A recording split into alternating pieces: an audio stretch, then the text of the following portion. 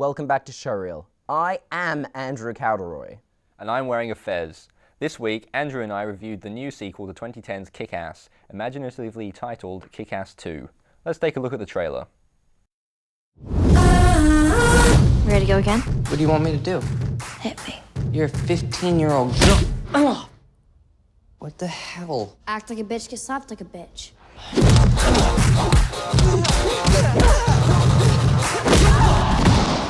Oh, God. Oh, take your tampon out, Dave. They may wear costumes, but it isn't Halloween. They're real-life superheroes. Me and Hit Girl were training every day. And there were more and more people joining us every night. Colonel Stars and Stripes reporting for duty. We try to have fun. Otherwise, what's the point? A world full of superheroes, huh? Where do they get a load of me? I am gonna make Kick-Ass pay for what he did to my dad. You want more? I'm building an evil army. I'll bring you more. Who is this guy? He's claiming to be the world's first real supervillain. We're putting an end to this costume free. If they're wearing a mask, they're getting detained. Promise me that you will never dress up in that outfit again. Kick-Ass isn't a costume. It's who you really are. My daddy made me promise I'd never stop defending this city. I'm prepared for anything. We gotta make this right. The anticipation's killing me. What's the burning? There's no room for punks in suits. Just real heroes who can really kick ass. Game on!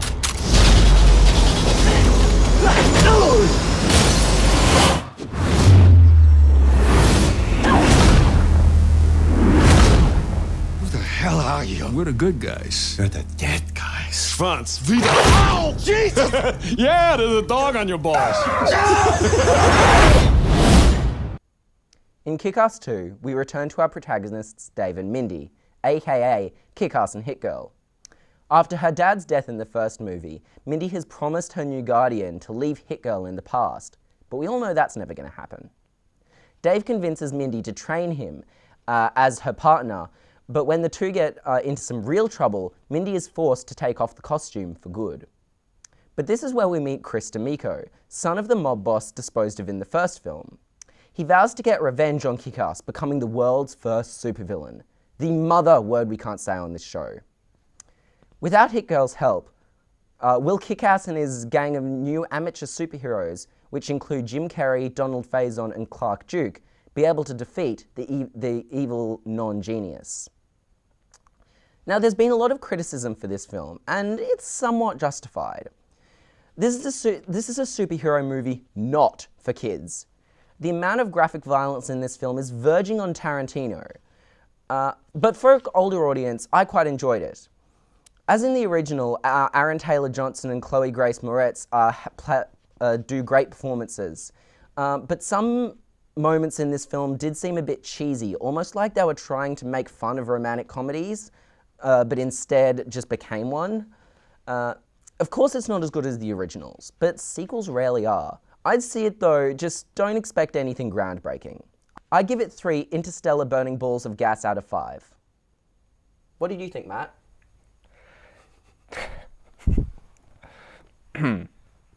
Kick-Ass 2, spelled differently to Kick-Ass, is written and directed by Jeff Wadlow, taking over from the writers and director of the previous Kick-Ass. While it wasn't as good or original as the original, it did retain much of the first film's humour and extreme violence. I particularly liked the use of cartoon speech bubbles instead of subtitles when the characters spoke in a foreign language. As Andrew said, although it's a superhero film, it's certainly not a film for children. It's quite different from any other superhero franchise I know. I don't know of any other superhero film that makes jokes about rape.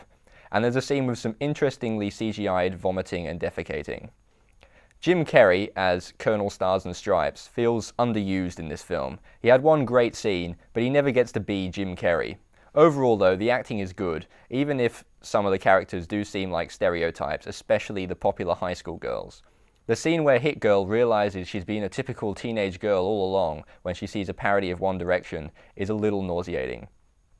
The film sometimes felt as if it were trying to be shocking at the expense of any real comedy. However, I liked that the film did show graphic violence and had the heroes actually kill the villains rather than employing the usual heroes don't kill rule. Overall, the film is enjoyable, but certainly not for everyone. I'll give it 3.5 arbitrary units out of 5. So, have you seen Kick-Ass 2? No. I'm very excited though. Yeah, first one was great, but after reviews, I'm pretty devastated. That No, it is good. Like, we make it sound harsh, but I think that's just because I'm the loosest reviewer ever. I try and make it sound a bit more justified. I really enjoyed it. Like, well, I can't say I was looking for things to not like, but I think for 99% of people who haven't watched, like, who don't go to the cinema 3 times a week, it'll be really good. Yeah. Yeah, I mean, it maybe just didn't live up to the expectations of the original, but that's maybe not because it wasn't as good, just because the original was so original, and this is just another one that's the same. You can't expect it to kind of create some whole new thing again, because it's a sequel. Like, it wouldn't be a sequel if it was creating some whole new thing. Yeah, definitely. Yeah, I liked that they had the same actors as well. I hate it when they do sequels and they have to change the actors because that just seems jarring. But they had the same actors and they did really well. Yeah. And like, I know what you mean. Jim Carrey was kind of a bit underused. Yeah. Don't want to say anything, no spoilers or anything, but yeah, if you watch the movie, you'll understand. Yeah. But like, I really did love Donald Faison from Scrubs, who plays Toke in Scrubs.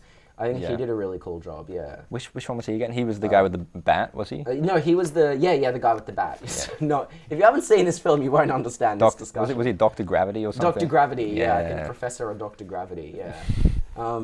Yeah, it's quite interesting. Because basically what they've done in the new film, they've introduced, because Mindy has to become a high school girl, they've introduced a whole lot of other amateur superheroes for him to kind of interact with. So yeah, there's some pretty cool guest stars kind of thrown in there.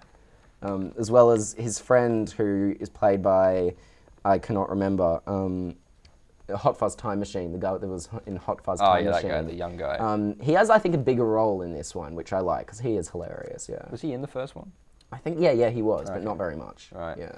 I liked that they have all those kind of amateur superheroes, like Mystery Men. Have you seen that? No. Have you seen it? Yeah, with Ben Stiller. See, they're normal people trying to be superheroes like in the comic books, and you know, obviously that's not going to work in real life. But I like that they have the kind of lame costumes, and like when the superheroes do that kind of first walk down the street, and you've got the really kind of short, fat guy in that ridiculous plastic suit. It's just, it's funny that you don't even have to be proper comedy. It's just funny because they're normal people trying to do something in a movie. It's kind of like meta, I suppose, in a way. And I did think the scene where the Russian woman destroys like 8 police cars or something is pretty incredible. Yeah. As like ridiculous as it is. Well, that's all we have time for today. Thanks for joining us, Zach. No worries, thanks for having me. No problem. Good having you. Join us again at the same time next week for more Showreel. See you then.